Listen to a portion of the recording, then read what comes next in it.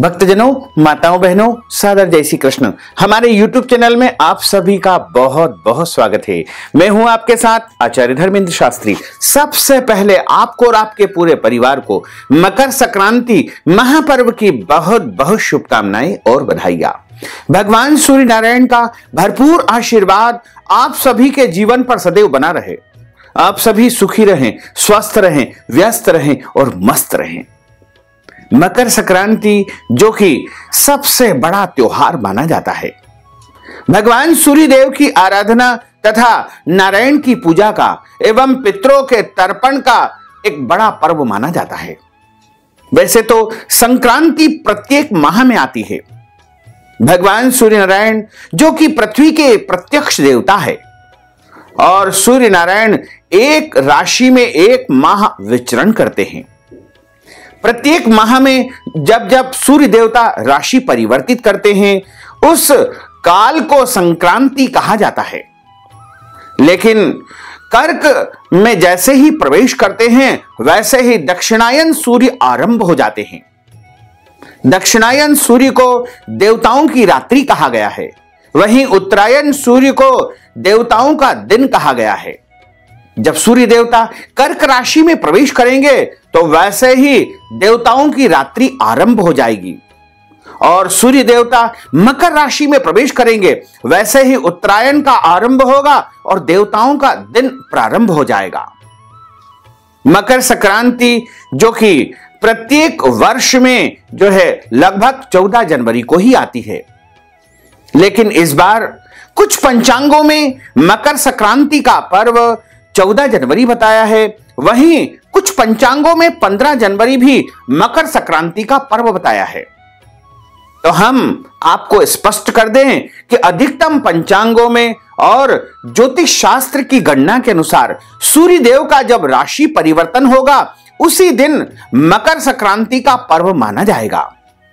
यदि सूर्य देवता सूर्यास्त के पहले राशि परिवर्तित कर लेते हैं तो उसी दिन मकर संक्रांति का पुण्यकाल पर्व काल माना जाएगा। वहीं सूर्य देवता यदि सूर्यास्त के पश्चात राशि परिवर्तित करेंगे तो अगले दिन सूर्योदय जब होगा तब पुण्यकाल तथा पर्व काल माना जाएगा। लेकिन इस बार 14 जनवरी 2022 शुक्रवार के दिन दोपहर 2:28 पर सूर्य देवता धनु राशि से मकर राशि में प्रवेश करने जा रहे हैं। चूंकि सूर्यास्त के पहले ही सूर्य देवता राशि परिवर्तित कर रहे हैं, इसलिए मकर संक्रांति का पुण्यकाल पर्व काल 14 जनवरी 2022 शुक्रवार के दिन ही माना जाएगा। इस दिन प्रातः स्नान आदि कर्म आप कर सकते हैं और विशेष पुण्यकाल यदि आपको प्राप्त करना है तो वह शाम को यानी लगभग 2:28 से लेकर के शाम को 5:28 तक का जो समय रहेगा वो मकर संक्रांति का महापुण्यकाल माना जाएगा। वैसे यदि आप चाहें तो अगले दिन यानी 15 जनवरी 2022 शनिवार के दिन भी मकर संक्रांति का पुण्यकाल पर्वकाल मान सकते हैं, इसमें कोई दोष नहीं है। लेकिन 14 जनवरी को विशेष पुण्यकाल रहेगा। अधिकतम पंचांगों की गणना के अनुसार 14 जनवरी के दिन ही सूर्य देवता धनु राशि से मकर राशि में प्रवेश करने जा रहे हैं, इसलिए 14 जनवरी को ही मकर संक्रांति का पर्व मनाना शास्त्रोक्त रहेगा। सूर्य देवता अपनी पुत्र की जो राशि होती है मकर राशि उसमें प्रवेश करने जाते हैं, यानी सूर्य देवता ग्रहों के राजा है और अपने पुत्र शनिदेव की मकर राशि में जाते हैं। लगभग 2 माह के लिए अपने पुत्र के घर में निवास करते हैं। इस पर्व को मकर संक्रांति कहा जाता है और इस दिन स्नान का सबसे अधिक महत्व माना गया है। मकर संक्रांति के दिन तीर्थ में स्नान करने का सबसे बड़ा पुण्य होता है। तुलसीदास जी ने रामचरितमानस में लिखा है कि माघ मकर गत रवि जब होई तीर्थ पतहि आव सब कोई। जब माघ मास में सूर्य देवता मकर राशि में प्रवेश करते हैं तो ऐसे शुभ समय में समस्त देवी देवता स्वर्ग लोक से पृथ्वी पर आते हैं और तीर्थराज प्रयागराज में आकर के त्रिवेणी में गंगा जमुना सरस्वती में स्नान करते हैं। ऐसे शुभ समय में यदि भक्तजन त्रिवेणी में स्नान करेंगे या फिर त्रिवेणी के जल से या गंगा जल से अपने घर में भी स्नान करेंगे तो समस्त देवी देवताओं का आशीर्वाद प्राप्त हो सकेगा। मकर संक्रांति पर तीर्थ में स्नान करने से ब्रह्मलोक की प्राप्ति होती है। धर्म ग्रंथों तथा पुराणों में लिखा हुआ है कि मकर संक्रांति के दिन यदि कोई भी मनुष्य पवित्र नदी में, जैसे गंगा जी में, यमुना जी में, गोदावरी जी में, नर्मदा जी में या कोई भी पवित्र नदी में जाकर के या फिर गंगा सागर में जाकर के स्नान करता है तो उसके जन्म जन्मांतर के पाप दोष नष्ट हो जाते हैं तथा उसके पुण्यों का उदय होता है। क्योंकि मकर संक्रांति के दिन ही राजा सगर के 60,000 पुत्रों का उद्धार हुआ था। इसी कारण से मकर संक्रांति का विशेष महत्व है। राजा भगीरथ ने कठोर तपस्या करके गंगा जी को पृथ्वी पर आने के लिए आमंत्रित किया था और गंगा जी राजा भगीरथ की तपस्या से प्रसन्न होकर मकर संक्रांति के दिन पृथ्वी पर आई थी और पृथ्वी पर आकर के गंगा सागर में जो उनके पूर्वज जो कि आत्माओं को भटक रही थी, उनकी आत्माएं भटक रही थी, यानी राजा सगर के जो 60,000 पुत्र थे उनकी आत्माएं भटक रही थी। गंगा जी का स्पर्श होते ही, गंगा जी की लहरों का स्पर्श होते ही उनको मोक्ष की प्राप्ति हो गई थी। इसी कारण से गंगा जी में स्नान करने का इस दिन सबसे अधिक महत्व माना गया है। मकर संक्रांति एक बड़ा पर्व होता है और इस दिन स्नान के साथ साथ दान का भी महत्व माना गया है। इसे खिचड़ी पर्व के नाम से भी जाना जाता है क्योंकि गुड़ के अधिष्ठाता भगवान सूर्य नारायण होते हैं, वहीं तिल के अधिष्ठाता शनिदेव होते हैं और इस दिन शनिदेव और सूर्य देव के मिलन का पर्व माना जाता है। इसलिए गुड़ और तिल से जो मिठाई निर्मित होती है उसका भी इस दिन दान पुण्य किया जाता है। इसी के साथ इस दिन खिचड़ी दान का भी विशेष महत्व है, खिचड़ी खाने का विशेष महत्व है। खिचड़ी का अर्थ होता है चावल और मूंग की दाल से जो मिश्रित करके जो खिचड़ी बनाई जाती है उसका मकर संक्रांति के दिन दान करने का, भगवान को भोग लगा करके स्वयं भोजन करने का विशेष महत्व माना गया है। इसी के साथ मकर संक्रांति के दिन कंबल का दान करने से शनिदेव प्रसन्न होते हैं। वहीं मकर संक्रांति के दिन ब्राह्मण को भोजन करवाने का बहुत अधिक पुण्य फल प्राप्त होता है। मकर संक्रांति के दिन आप वस्त्र दान करेंगे या फिर आप गौ दान करेंगे, स्वर्ण दान करेंगे, तिल का दान करेंगे, चावल का दान करेंगे या फिर आप ब्राह्मण को भोजन करवा करके और उनको दक्षिणा का दान करेंगे। तिल और गुड़ से जो मिठाई बनाई जाती है उसका भी दान करने का विशेष महत्व माना गया है। इस दिन ऊनी वस्त्र दान करने का भी विशेष महत्व माना जाता है तथा इस दिन विशेष रूप से सभी लोग मिलजुल करके इस पर्व को बड़े ही धूमधाम के साथ में मनाते हैं। अलग अलग प्रांतों में अलग अलग नामों से इस त्योहार को मनाया जाता है। इस दिन सौभाग्यवती माताएं एक दूसरे को सौभाग्य की वस्तुएं दान करके, तिल और गुड़ का दान करके रौली और हल्दी का भी वितरण करती है जिससे उनका अखंड सौभाग्य बना रहता है।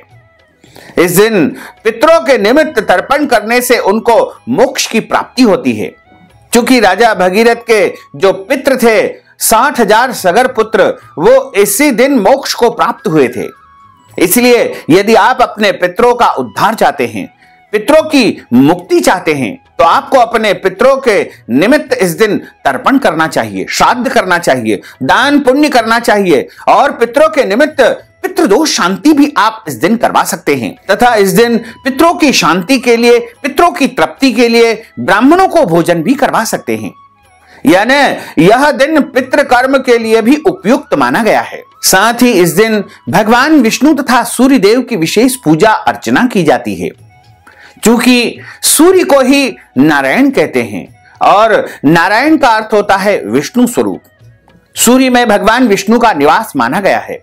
इसलिए मकर संक्रांति के दिन जब सूर्य देवता धनु राशि से मकर राशि में प्रवेश करते हैं तो इसे मकर संक्रांति महापर्व के रूप में मनाया जाता है और इस दिन भगवान विष्णु जी का विशेष पूजन अर्चन किया जाता है। श्री हरि के माधव स्वरूप की इस दिन पूजा अर्चना की जाती है तथा भगवान सूर्य को अर्घ्य चढ़ाया जाता है और तांबे के लोटे में यदि आप कच्चा दूध डाल करके, थोड़ा सा गुड़ डाल करके या मिश्री डाल करके, लाल फूल, लाल चंदन डाल करके सूर्य देव को अर्घ चढ़ाएंगे तो आपको पूरे वर्ष सूर्य अर्घ चढ़ाने का पुण्य फल प्राप्त होगा।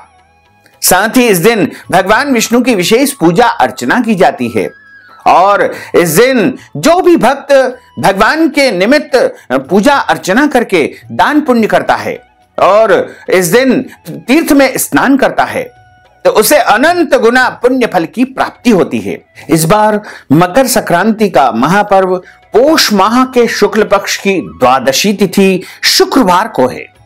तो 14 जनवरी 2022 को मकर संक्रांति है और संक्रांति का जो वाहन रहेगा वो बाघ का वाहन रहेगा तथा संक्रांति देवी जो कि पीले वस्त्र धारण करके दक्षिण दिशा में गमन करेगी। तो बाघ का वाहन होने से शत्रुओं का संहार करेगी, दुष्टों का विनाश करेगी तथा इस वर्ष कोरोना महामारी का सर्वनाश भी मकर संक्रांति अवश्य ही करेगी और इसी तरह दक्षिण दिशा में गमन करेगी। तो जो भ्रष्ट राजा होंगे, जो अनीति और अन्याय पूर्वक प्रजा का धन हरण करेंगे, उनका भी सर्वनाश होने का योग है। इसी तरह मकर संक्रांति चूंकि शुक्रवार के दिन आ रही है और शुक्रवार देवी लक्ष्मी का स्वरूप होता है तो आम जनता की समृद्धि बढ़ेगी, सुख आएगा, वैभव आएगा, धन धान्य और मंगल कार्य प्रजाजन में होने लगेंगे। इसी तरह पोष माह के शुक्ल पक्ष की द्वादशी तिथि को मकर संक्रांति का पर्व आ रहा है, यह भी एक शुभ संयोग है। इसी तरह इस दिन जो है और भी अनेकों शुभ संयोग है जिसके कारण यह मकर संक्रांति शुभ आ रही है।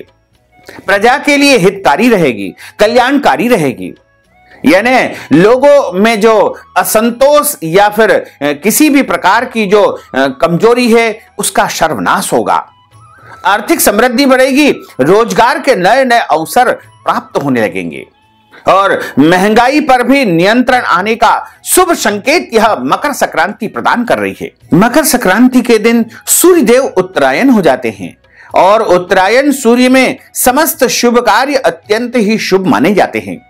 सूर्य देवता एक नई ऊर्जा के साथ में पृथ्वी पर अपनी किरणों को बिखेरते हैं। इसी कारण इस दिन पतंग महोत्सव भी मनाया जाता है। लेकिन यदि आप पतंग उड़ाते हैं तो अपने बच्चों को पतंग सावधानी पूर्वक उड़ाने का निर्देश दें, क्योंकि पतंग उड़ाने के कारण कई प्रकार की दुर्घटनाएं भी घटित हो जाती है। इसलिए आप पतंग उड़ाते समय स्वयं भी सावधान रहे और अपने बच्चों को भी सावधानी पूर्वक पतंग उड़ाने दें। पतंग उड़ाने से सूर्य देवता की किरणें हमारे ऊपर आती है और हमारा शरीर स्वस्थ बनता है। उत्तरायण की जो किरणें होती है सूर्य देवता की, वह शरीर के लिए अत्यंत स्वास्थ्यवर्धक मानी जाती है। इसीलिए पूर्व दिशा की ओर मुंह करके सूर्य भगवान को अर्घ्य चढ़ाया जाता है, उनका पूजन अर्चन किया जाता है, पतंग उड़ाई जाती है और इस दिन तिल और गुड़ का सेवन किया जाता है, खिचड़ी का सेवन किया जाता है। सूर्य देवता और शनि देवता के मिलन पर्व के दिन यदि दोनों की प्रिय वस्तु तिल और गुड़ का दान करेंगे या भोजन के रूप में उपयोग करेंगे या खिचड़ी का उपयोग करेंगे तो निश्चित तौर से आपके घर परिवार में सुख शांति समृद्धि का आगमन होगा। मकर संक्रांति के इस महापर्व को खिचड़ी पर्व के नाम से भी जाना जाता है तथा दक्षिण भारत में इसे पोंगल के नाम से जाना जाता है तथा असम प्रदेश में बिहू त्योहार के नाम से भी इसे मनाया जाता है। लेकिन अधिकतम प्रांतों में इसे मकर संक्रांति के नाम से ही जाना जाता है और मकर संक्रांति के दिन स्नान, दान, पूजा का विशेष महत्व है। तो आप सभी भक्तजन इस दिन स्नान करें, दान करें तथा अपने पितरों की तृप्ति के लिए, पितरों की शांति के लिए उपाय अवश्य करें। यदि आप मकर संक्रांति पर दान पुण्य करना चाहते हैं, पितृदोष शांति करवाना चाहते हैं या कोई भी दान पुण्य करना चाहते हैं तो आप हमारे पेटीएम के माध्यम से, गूगल पे के माध्यम से, फोन पे के माध्यम से या अकाउंट नंबर के माध्यम से नगद राशि पहुंचा करके मकर संक्रांति का संपूर्ण पुण्य लाभ प्राप्त कर सकते हैं। साथ ही आपसे अनुरोध है कि हमारे इस ज्ञानवर्धक वीडियो को अधिक से अधिक लोगों को शेयर करिएगा, लाइक करिएगा, कमेंट करिएगा, और यदि अभी तक आपने सब्सक्राइब नहीं किया तो अभी और इसी समय सब्सक्राइब अवश्य कर लीजिए। आपको और आपके पूरे परिवार को सादर जय श्री कृष्ण, सादर धन्यवाद।